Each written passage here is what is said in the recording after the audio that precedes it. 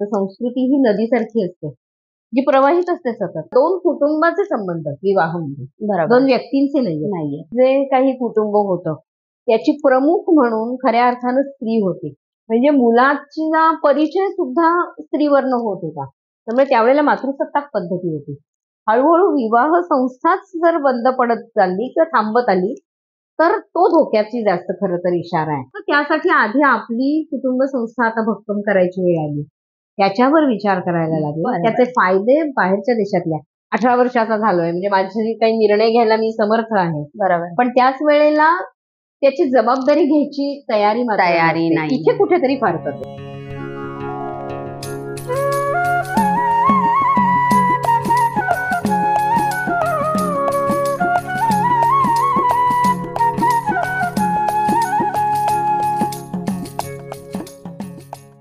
नमस्कार. पर्ण दिवाळी अंक 2023 मध्ये आपले सहर्ष स्वागत. यंदाचा आमचा दिवाळी अंक आहे संस्कृती विषय. आपल्या भारतीय संस्कृतीवर विविध आक्रमणं झाली तरीही जगासमोर आदर्शवत ठरलेली आपली भारतीय संस्कृती. संस्कृती म्हणजे काय याविषयी वामनराव पै अतिशय योग्य सांगतात. ते म्हणतात, माणसाने माणसाकडे माणूसपणाने बघणे म्हणजे संस्कृती. तर हे माणूसपणाने बघणे आपल्याला हा संस्कार मिळतो तो कुटुंबातून.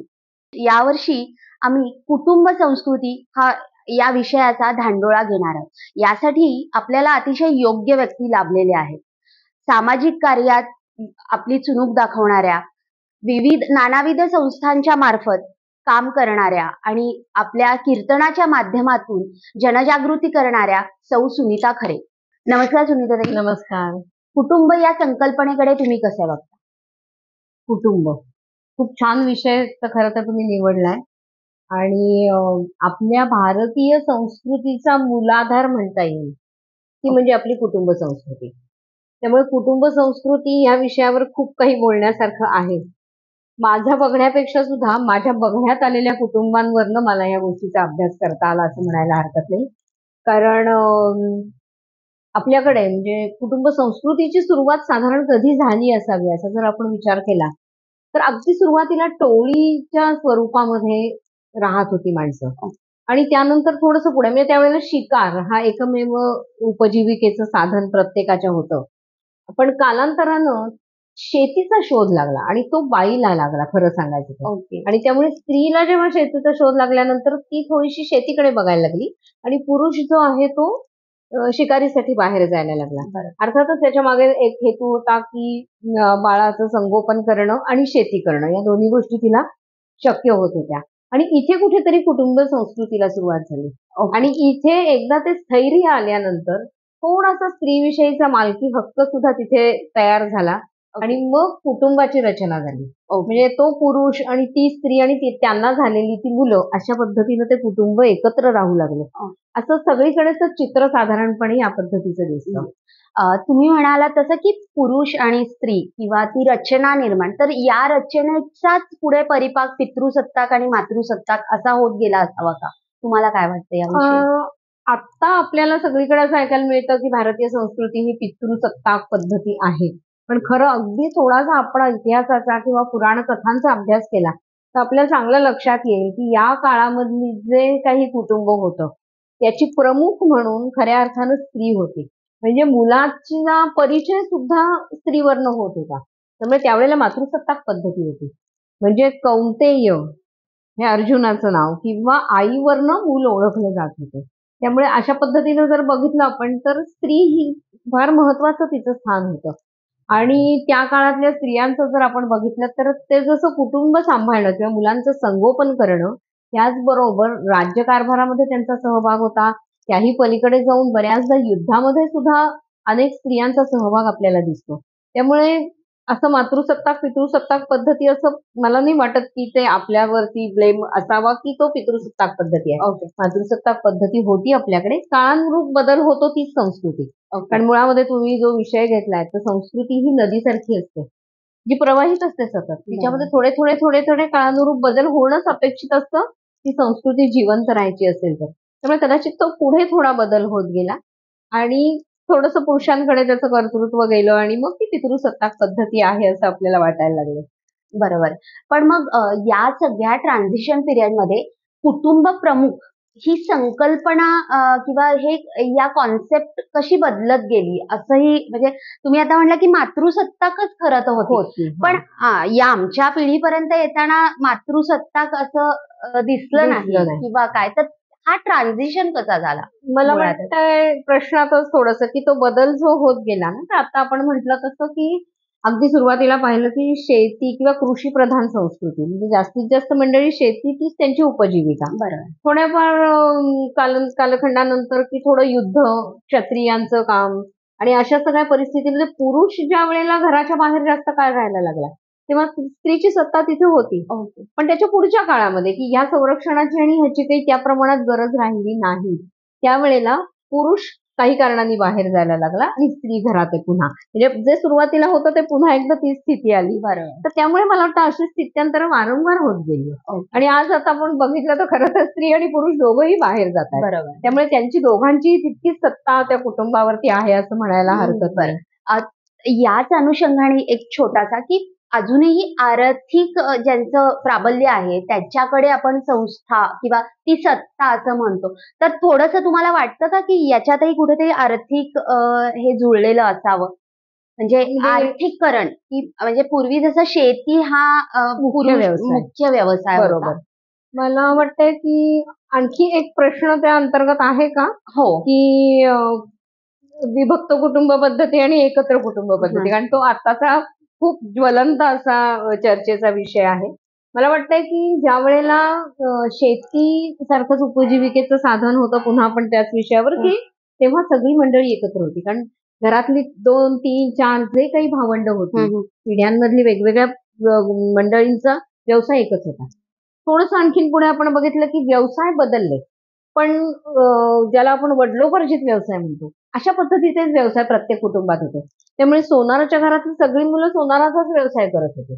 त्यामुळे ती एकत्र होती. थोडं आणखीन पुढे गेल्यानंतर ज्यावेळेला खेड्यांमधनं माणसं शहराकडे यायला लागली आणि व्यवसायाची जागा किंवा त्या आर्थिक ह्याच्यामध्ये जेव्हा बदल होत गेला, तर तिथे आपल्याला एकत्र कुटुंबापासून विभक्त कुटुंबाकडे परिस्थितीमुळे माणसाला जावं लागलं. म्हणजे याच्यातनं असं म्हणू शकतो आपण की शेती अर्थव्यवस्था त्याच्यानंतर झालेलं यांत्रिकीकरण आणि शहरीकरण हा जो ट्रान्झिशन झालं याच्यामुळे कुटुंब संस्थेमध्ये खूप बदल घडत गेले हो. किंवा अगदी खूपच ह्यांनी बघायला तर तडे जाऊ लागले असं तुम्हाला वाटतंय? आपण ते कारण तडे जाण्याचं नाही वाटत आहे. ओके. फक्त मी आता आपण म्हणतो तसं एक व्यवसाय एक कुटुंब. ओके. वेगवेगळे व्यवसाय वेगवेगळी कुटुंब किंवा शहर आणि खेड्यामध्ये राहणाऱ्यांचं वेगवेगळं विभक्तीकरण झालं, कुटुंब विभक्त झालं. फक्त आता त्याच्यानंतर म्हणजे औद्योगिकरणाचाही हा परिणाम आहे असं आपल्याला म्हणता येणार नाही. पण वेगवेगळं राहायला लागल्यानंतरच्या काही गोष्टी जेव्हा माणसांच्या लक्षात आल्या, कारण बऱ्याचदा असं होतं की एकत्र कुटुंबामधले एक कुणीतरी करता आणि त्याच्या हातामध्ये सगळे निर्णय आणि त्यामुळे बऱ्याचदा असं व्हायला लागलं की आताचा जो विषय की बाबा आम्हाला महत्व तेवढं त्या बाकीच्या मंडळींचं कमी असायचं. ते महत्व मिळण्याच्या दृष्टिकोनातनं सुद्धा काही वेळेला नंतर म्हणजे मगाशी आपण उल्लेख केला तर ती गरज म्हणून विभक्त कुटुंब पद्धती झाली. पण नंतर प्रत्येकानं स्वतंत्र कुटुंब आपलं आपलं तयार करण्याची जी सुरुवात झाली ते व्यक्तीला महत्व प्राप्त व्हावं अशा दृष्टीने असावं असं वाटतं. थोडं निरीक्षण केलं की हे लक्षात येतं. बरोबर आहे. पण आता मग आपण एकत्र कुटुंब आणि विभक्त म्हणजे कुटुंबाच्या याच्यात आलेलोच आहे तर तुम्ही जेव्हा एकत्र कुटुंब पद्धती आणि विभक्त कुटुंब पद्धतीकडे बघता तर या दोन्हीचेही फायदे तोटे तुम्हाला काय जाणवतात?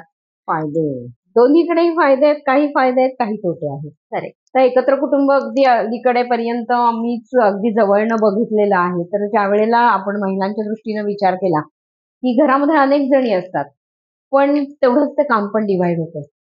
अनेकांची कौशल्य इथे वापरली जात आहेत आणि म्हणून आपल्याकडे कुटुंबाला संस्था नाव आहे बघा. तुम्ही सुरुवात केली ती कुटुंब संस्थेपासून.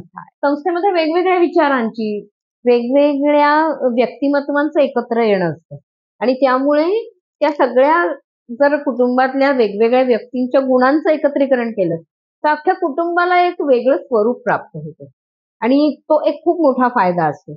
पण त्याचबरोबर आणखीनही काही गोष्टी अशा आहेत की ज्या आपण जास्त महिला त्याच्यामध्ये सफर करतो किंवा असं म्हणायला लागेल की काही गोष्टी आपल्याला सहन करायला लागतात एकत्र कुटुंबामध्ये. बरोबर. तर त्याच्यामध्ये स्वतंत्र पुन्हा एकदा मत आपलं मांडणं किंवा आपल्या मताप्रमाणे एखादी गोष्ट करणं, आपल्या मुलांचं संगोपन आपल्याला वाटतंय त्या पद्धतीनं करणं, ह्या गोष्टी तिथे शक्य होतात असं नाही. ओके. कारण त्यामुळे सगळ्यांच्याकडे बघून म्हणजे सगळ्याच मुलांची बुद्धिमत्ता सारखी नसेल, पण मग माझ्या मुलासाठी मी काहीतरी वेगळं करतेय, तर असं होत नाही एकत्र कुटुंबामध्ये.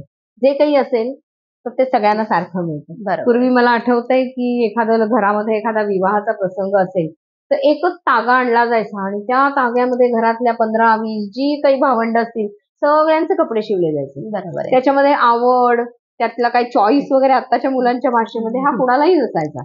तर तो थोडा एक एकत्र कुटुंबातला आत्ता बघितलं तर तो, पण त्यातही एक वेगळा आनंद पण होता. बरोबर. त्यामुळे हा थोडासा एक कामाची विभागणी हा फायदा आहे, तर कुठेतरी मनाला मुरड घालावी लागतं हा तोटा आहे असं म्हणायला हरकत नाही. बरोबर आहे. आणि सामाजिक काय म्हणतात सिक्युरिटी हाही एक त्यातला तुम्हाला जाणवतो का? खूपच जेव्हा खूपच एकत्र महत्त्वाचं. कुटुंब पद्धतीकडे आपण बघतो. निश्चित. तर एखाद्या कुटुंबातल्या आता आपण आत्ताच बघू एकत्र कुटुंब पद्धती आहे आणि 5-6 भावंड एकत्र राहत आहेत. तर वेगवेगळ्या व्यवसायात ती कामं करत असतात किंवा वेगवेगळ्या ठिकाणी ते काम करत असतात. बरोबर. तर त्याच्यामुळे समाजामध्ये एक संपूर्ण कुटुंबाविषयीचं एक मत असतं. बरोबर. त्या संपूर्ण कुटुंबाला एक प्रोटेक्शन मिळतं. पण खरंय. एवढ्याच 5-6 लोकांच्या संपर्कातली तेवढी मंडळी. बरोबर. त्यामुळे त्या कुटुंबाला समाजाकडनंच प्रोटेक्शन मिळतं. बरोबर. तेच न्यूक्लिअर फॅमिलीत बऱ्याचदा असं होतं की वेगळ्या ठिकाणी तुम्ही वेगळ्या गावात जाऊन राहताय. तुमचा परिचय फार लोकांशी नसतो. त्यामुळे एखाद्या प्रसंगाला जर आपल्याला मदत हवी असेल तर ती आपल्याला मागावी लागते. आणि इथे मात्र कुटुंबाकडे नकळत समाजाचं लक्ष असतं आणि त्यामुळे ती फार सहजतेनं मिळू शकत होती. ती थोडीशी विभक्त कुटुंब पद्धतीमध्ये मला वाटते त्याचा अभाव जाणवतो. पण आता या ह्याच्यात पण तरी आता आपण एवढा कोरोनाचा हे अनुभवला तरी काही बदल जाणवतात म्हणजे तरीही कुटुंब पद्धतीकडे बघताना काही यातनं काही शिकल्यासारखं जाणवतं. तुम्ही आज वेगवेगळे कीर्तन करता किंवा काय करता? खरं तर ना ही प्रोसेस सातत्याने चालू असते शिक्षणाची. बरोबर. फक्त मला असं वाटतं की बऱ्याचदा आपली मेमरी पण थोडी शॉर्ट असते. त्या काळामध्ये फार गरज वाटत होती एकमेकांच्या मदतीची किंवा मग त्यावेळेला एरवी आपण म्हणतो की आपले मित्र-मैत्रिणी आहेत ते करतील. पण तो काळ असा होता ना की आपल्या जीवावर उदार होऊन बाहेर कुणी जायला तयार नव्हतं. बरोबर. अशा वेळेला मी अशी अनेक कुटुंब बघितली आहेत की काय व्हायचं असेल ते होऊ देत पण आपण एकत्र राहायचं. अनेक लोकांनी अशा पद्धतीनं सगळ्या आपल्या भावंडांना एकत्र एरवी न राहत नव्हती तरी बोलावलं आणि सगळेजण एकत्र राहिले आणि एकतर त्या कालखंडामध्ये त्याची आवश्यकता होती आणि त्यामुळे मला वाटतं बॉन्डिंग वाढली. बरोबर. आणि काही छोट्या छोट्या फॅमिलीमध्ये दुसरा एक अनुभव पण आला की दोघं राहतायत किंवा दोघं आणि मुलगा असे राहतायत. त्यावेळेला अतिपरिचयात अवज्ञ म्हणतो तशी करोना काळानंतर अनेक कुटुंबांमध्ये प्रश्न निर्माण झाले. बरोबर. आणि त्यातून सतत समोरासमोर राहिल्यामुळे अनेक दोष एकमेकांचे कळायला लागले मला वाटते. बरोबर. आणि त्याच्यामुळे आधीच विभक्त असणारी कुटुंब अजून विभक्तीकडे गेली असं मला वाटतंय. बरोबर. आज आपण कुटुंब संस्कृती हे करतो तर ते करताना कुटुंब संस्थेला पॅरलल असा विवाह संस्था आहे. तर या विवाह संस्थेमध्येही खूप म्हणजे विवाहाचेच वेगवेगळ्या प्रकार आपल्या समोर आजकाल या सगळ्या ह्याच्यात दिसतात. तर हे कसं बघता तुम्ही? आणि त्याचा कुटुंब संस्थेवर काय परिणाम होतो? किंवा खरं सांगायचं ना तर तू मगाशी म्हणलीस म्हणजे संस्कृती त्याचा बेस कुटुंब संस्था आणि कुटुंब संस्थेचा बेसच विवाह आहे. ती पण एक संस्थाच आहे पुन्हा विवाह संस्था म्हटलंय. बरोबर. त्यामुळे ना आपल्याकडे खरं तर हे लक्षात घ्यायला पाहिजे की विवाह ही एक सामाजिक घटना आहे. आपल्याला असं वाटतं की 2 व्यक्तींचा विवाह आहे त्याचा समाजाशी काय संबंध आहे. पण समाजामध्ये पुढच्या पिढीमध्ये येणाऱ्या ज्या सगळ्या गोष्टी आहेत ना त्या ह्याच्याशी बांधलेल्या आहेत. आणि त्यामुळे आपण असं नेहमी म्हणतो की कुटुंबातला 2 कुटुंबाचे संबंध विवाह म्हणजे 2 व्यक्तींचे नाहीये. त्यामुळे एका कुटुंबाचं दुसऱ्या कुटुंबाशी जे काही एकत्रीकरण होतं ना त्यातून विवाह संस्था ती अधिक ब्रॉड आणखी मोठी होती. त्यामुळे या दोन्ही कुटुंबाशी संबंधित अनेक कुटुंब पुन्हा त्याला जोडली जातात. बरोबर. त्यामुळे विवाह संस्था अत्यंत महत्वाचा विषय आहे कुटुंब संस्थेसाठी. आणि खरं तर त्याच वेळेला पुन्हा एकदा मगाशी म्हटलं तसं की एकत्र येणं याच्यासाठी आपल्या एकूणच संस्कृतीमध्ये अनेक संधी दिलेल्या आहेत म्हणजे पूर्वसुरींनी याचाच खरं तर विचार केला होता बरोबर की या एकत्र येण्यातून माणूस अधिक बांधला जाणार आहे बरोबर आणि ती समाजाची बांधणी यातनं होणार आहे. म्हणजे विवाह संस्था आणि त्याचं संपूर्ण दोन्ही कुटुंबांचं एकत्रीकरण नकळत समाजाचं सुद्धा बांधणीच त्यातनं होती. बरोबर. आता प्रत्येक जण म्हणतं की आपल्यावर पाश्चिमात्य संस्कृतीचा प्रभाव होत चाललाय बरोबर. आणि त्याच्यामुळे आपल्या कुटुंब संस्कृतीमध्ये बदल होत चालले. तर असं खरंच जाणवतंय का की हेच पाश्चिमात्यांनीच आपल्यावर आक्रमण असाही शब्द आपण असं म्हणू शकतो? वापरतात. हो. तर जाणवतंय तुम्हाला असं काही घडत असेल किंवा होत अं, असावं? मला असं वाटतंय की पूर्वी विलायतेला किंवा बाहेर परदेशात जाणाऱ्यांची कारणं वेगळी होती. बरोबर म्हणजे आपल्याकडे आता खूप मोठी मोठी मंडळी सावरकरांसारखी असतील किंवा अशी की जी देशहिताच्या हेतूनी परदेशात गेली होती. बरोबर बरोबर आज आपण आर्थिक आपलं हे वाढावं, स्तर वाढावा आणि अशा दृष्टिकोनातनं खरं तर परदेशात जातात. आणि मग तिथल्या ज्या सुखसोयी आहेत आणि तिथली जी एक राहण्याची पद्धती आहे, तिथे तर मी असं ऐकलंय की काहीतरी एक 18 वर्षाचं मूल झालं की ते त्याच्या आई-बाबांबरोबर सुद्धा राहतं. बरोबर बरोबर आणि ते जे ते स्वातंत्र्य तिथलं आहे ना, ते आपल्या मंडळींना खरं तर ते मोहात पाडलं आहे. आणि त्यामुळे मग असं होत आहे की हेच स्वातंत्र्य आम्हाला आमच्याही देशात मिळालं पाहिजे. ह्या हट्टापायी कुठेतरी काही गोष्टींचे परिणाम दिसत आहेत. पण एक गोष्ट लक्षात खरं तर त्यात घ्यायला हवी की आपल्याकडे आपल्या एकंदरीत संस्कृतीमध्ये खूप काळ मूल पंखाखाली राहतं. बरोबर इथे ते 18व्या वर्षीच जर घराबाहेर जातंय तर त्यावेळेला त्याची जबाबदारी पण वाढते. पण बरोबर आपल्याकडे जबाबदारी न वाढता आपल्याला फक्त स्वातंत्र्याची अपेक्षा असते आणि बरोबर मग ते स्वातंत्र्य कुठेतरी स्वैराचाराची सीमारेषा ओलांडताना दिसते. म्हणजे आज जे आपल्याला समाजात चित्र दिसतंय बरोबर की एक 18 वर्षाचं झाल्यानंतर मूल जरी एकत्र राहताना दिसत असले तरी एकाच घरामध्ये राहणारे चारही माणसं चार वेगळ्या दिशेने तोंड करून म्हटलं तर वागत राहतात. असतात, बरोबर. राहत असतात. बरोबर, किंवा बरोबर. आता मी काय 18 वर्षाचा झालोय म्हणजे माझे काही निर्णय घ्यायला मी समर्थ आहे. बरोबर पण त्याच वेळेला त्याची जबाबदारी घ्यायची तयारी मात्र तयारी नसते. नाही. इथे कुठेतरी फारकत आहे. बरोबर बरोबर म्हणजे त्या स्वातंत्र्याबरोबर त्याची जबाबदारी या दोन्ही गोष्टी झाल्या ना तर कदाचित फार फरक नाही पडणार आणि मग कळेल की हे स्वातंत्र्य नको याची बरोबर. जाणीव होईल. बरोबर पण मग असं जेव्हा आपण म्हणतो की त्याला जबाबदारीची जाणीव नाही, मग ही जबाबदारीची जाणीव मुळात त्याला कुठून येणार? कुटुंबातून की कुटुंबातून. कशी येणार? कुटुंबातून म्हणजे मुळामध्ये हे जाणीव करून द्यायला पाहिजे कारण त्यांचं ते वय नाहीये की ते समजून नाही तर मग त्याचा अनुभवच द्यायला लागेल. अनुभव बरोबर. घेतल्याशिवाय आणि असं काही ठिकाणी केलं जातं की स्वातंत्र्य हवंय ना मग कारण तिथे अर्थार्जन म्हणजे आई वडिलांनी पैसे पाठवायचे आणि मुलांनी लांब राहायचं असं नाहीये. बरोबर अर्थार्जनासकट बाहेर जायचं. बरोबर बरोबर त्यामुळे त्याच वेळेलाच ते काम शोधायचं, काम करायचं, पुढचं शिक्षणही त्यातनंच तुम्ही घ्यायचं. करेक्ट पण अशी ऑस्ट्रेलियातली आलेली काही मुलं मध्यंतरी भेटली होती. 18 वर्षानंतर बाहेर राहिलेली. ओके त्यांचा इकडे येण्याचा निर्णयही त्यांचाच होता. त्याच्या पुढचं शिक्षणही त्यांचं त्यांनीच केलेलं होतं. बरोबर बरोबर त्याच्या तर आपल्याकडे त्या मानाने खूप सिक्युअर्ड आयुष्य मुलं जगतात. पण ते स्वातंत्र्य हवं. बरोबर म्हणजे आता असं म्हणू शकतो आपण की जगाला आपण वसुधैव कुटुंबकम असा संदेश दिला. बरोबर. अख्खा अशा वेळेस आपण मात्र व्यक्ती स्वातंत्र्य अशाकडे जात असताना आणि तरीही आपल्याला जागतिक कुटुंब दिन साजरा करावा लागतो. तर हे खरं तर आपल्या भारतीय संस्कृतीचा थोडा कमीपणा नाही वाटत का?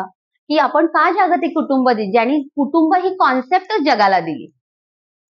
मला असं वाटतं की कमीपणा म्हणून आपण त्याच्याकडे बघू नये. ओके आपण एक बाहेरच्या देशांना या कुटुंबाचे काय फायदे आहेत आणि ते आमच्याकडे फक्त त्यासाठी आधी आपली कुटुंब संस्था आता भक्कम करायची वेळ आली.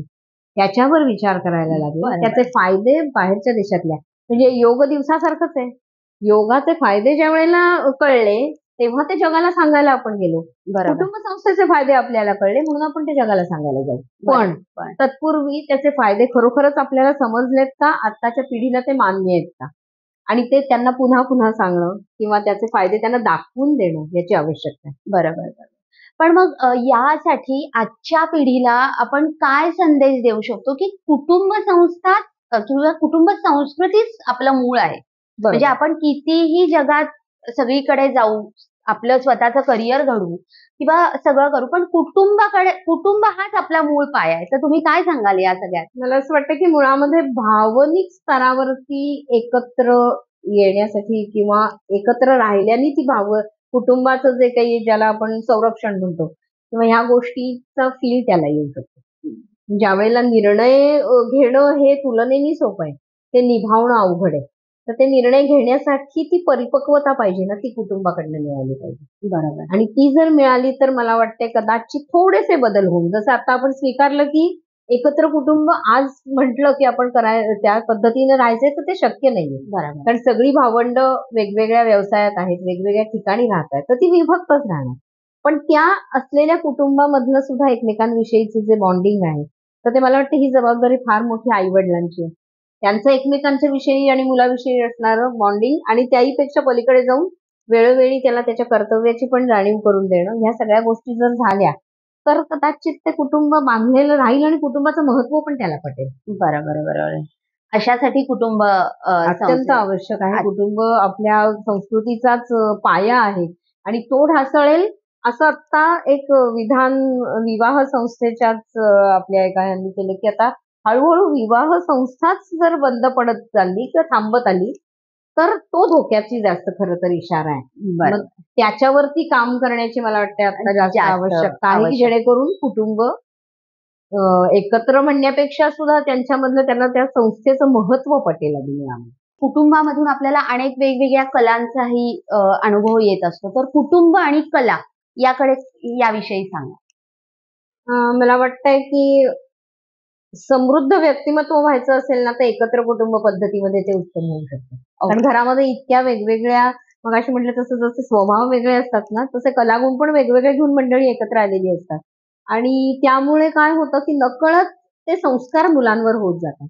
म्हणजे एकच आई सगळ्या गोष्टी नाही देऊ शकत, तर त्याच वेळेला जर घरामध्ये काकू असेल, आत्या असेल, आजी असेल, या सगळ्या मंडळींकडनं लहान मूल तर अगदी टिपकागदासारखं प्रत्येक गोष्ट टिपत असतं. बरोबर. आणि म्हणून मोठमोठ्या कलाकारांना सुद्धा आपण विचारतो तेव्हा ते म्हणतात की हे संस्कार मला आजोबांकडनं झाले, हे संस्कार मला आजीकडनं झाले. गदिमा नेहमी सांगतात की मला कीर्तनाला आजोबा घेऊन जायचे आणि तिथे ती सगळी पदं ऐकल्यानंतर मला ते कवन करावं अशी इच्छा झाली किंवा त्यामुळे हे नकळत होणारे संस्कार त्यामध्ये कलागुण सगळ्याच गोष्टींनी समृद्ध होतं व्यक्तिमत्व.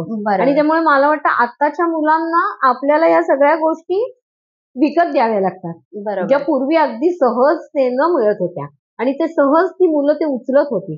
पण आज मात्र त्याच्यासाठी वेगळे प्रयत्न करावे लागतात, वेगवेगळ्या क्लासला मुलांना पाठवावं लागतं.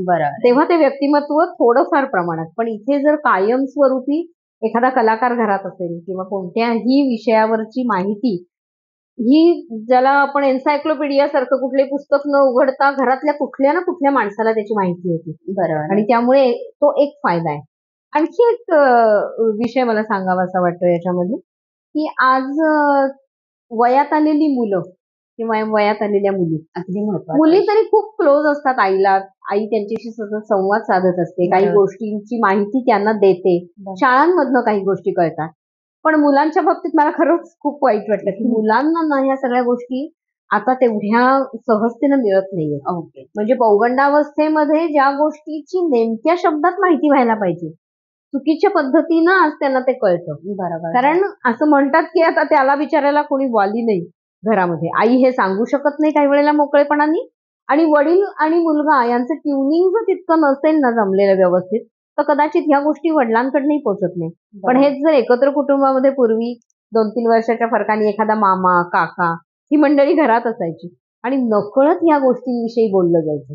त्याच्यासाठी वेगळे प्रयत्न करावे लागत नव्हते. आज आपल्याला न्यूक्लिअर फॅमिलीमध्ये या सगळ्या गोष्टींचं भान ठेवून मुलांना हे मुद्दाम सगळ्या गोष्टी सांगाव्या लागतात. हा एक फार मोठा आजचा झालेला तोटा असं म्हणायला हरकत नाही. मला ते खूप वेळा जाणवतं. बरोबर. म्हणजे हा आपल्या व्यक्तिमत्व विकासाशी सुद्धा पण मग ह्यासाठी आता न्यूक्लिअर फॅमिली होतातच आहे, तर हे कसं म्हणजे आपण त्याला कशा पद्धतीने सामोरं जाऊ शकतो की कसा मुलांचा व्यक्तिमत्व विकास करायचा? कारण एकत्र कुटुंब पद्धती नाहीये. आता त्याला पर्याय आपल्याच पिढीने काढला तो म्हणजे मित्रमैत्रिणी असतात, काही कुटुंब एकत्र येतात. आता ही गोष्ट परदेशात जास्त जाणवते बघा. ज्यावेळेला इथून ती फॅमिली 2 किंवा 3 माणसांची असते तिथे जाऊन राहते इथल्या उत्सवांमध्ये, इथल्या सणांच्या एखाद्या सेलिब्रेशन मध्ये भाग घेत नसतील, इथे तितक्या मोठ्या प्रमाणावर परदेशामध्ये ही मंडळी एकत्र येतात आणि तिथेही खरं तर त्यांना तो कुटुंबाचाच फील मिळतो बरं का. म्हणजे बरोबर. त्यांनाही हे मान्य करावं लागेल, कितीही काहीही असलं हो. तरी 4 कुटुंब एकत्र येतात म्हणजे पूर्वीसारख्या एकत्र कुटुंबाचाच तो आनंद ते घेत असतात. बरोबर. तसंच आजही आपण इथे करतो, त्यामुळे अनेक गोष्टींची माहिती मुलांना होते. जसं कलागुणांचं सांगितलं तसं अन्य अन्य विषयांवरती, कारण घरामध्ये आपण किती त्यांच्याशी शेअर करणार गोष्टी आणि काय काय त्यांना सांगणार आहोत. तर ते बरोबर. अशा पद्धतीच्या एकत्रीकरणामुळे मला वाटतं तो एक त्यांना आपण आनंद देऊ शकतो की एकत्र कुटुंबामध्ये आपण राहिल्याचा. बरोबर आहे. रसिको, कुटुंब म्हणजे काय आणि कुटुंब संस्कृती किंवा संस्था ही कशी प्रवाहित राहिली हे सांगण्याचा आम्ही प्रयत्न केला आहे. तर इथून पुढच्या काळातही कुटुंब संस्कृती टिकवणं ही तुम्हा आम्हा सर्वांचीच जबाबदारी आहे. यासाठी आपण सर्वच जण प्रयत्न करूयात. धन्यवाद ताई. धन्यवाद. नमस्कार. पर्ण डिजिटल म्हणजेच दृकश्राव्य दिवाळी अंक 2023 मध्ये आपल्या सर्वांचं स्वागत. पर्ण दिवाळी अंकामधून आजपर्यंत अनेक विषय आपण मांडलेले आहेत. यावर्षीचा विषय सुद्धा तितकाच वेगळा आहे. संस्कृती. आपण नेहमीच म्हणतो की ही आपली संस्कृती आहे किंवा तमुक आपली संस्कृती नाही.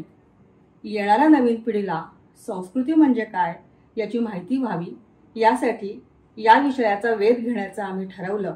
या विषयाच्या अनुषंगानं त्यातल्या अभ्यासू मान्यवरांशी, विचारवंतांशी आम्ही संपर्क साधला, त्यांच्याशी संवाद साधला आणि या विषयाचा अभ्यास केला. आता या सर्व मंडळींचा अभ्यास, त्यांचे अनुभव या अनुषंगानं संस्कृतीची व्याख्या केलेली दिसते. आता यामध्ये नवीन पिढीनं काय घ्यायचं तर वास्तवाचं भान आणि भविष्याचा वेध घेत ही संस्कृती विस्तारायला हवी. आणि म्हणूनच पर्णच्या डिजिटल दिवाळी अंकामधून, पर्णच्या साईटमधून या संस्कृतीचा अभ्यास आम्ही तुमच्या सर्वांसमोर मांडलेला आहे. त्याचा सर्वजण लाभ घेतीलच अशी आशा आहे. ज्यांनी ज्यांनी पर्णसाठी मुलाखती दिल्या ते सर्व मान्यवर, पर्णचे टीम, जाहिरातदार, हितचिंतक या सर्वांनाच दिवाळीच्या मनापासून शुभेच्छा. धन्यवाद.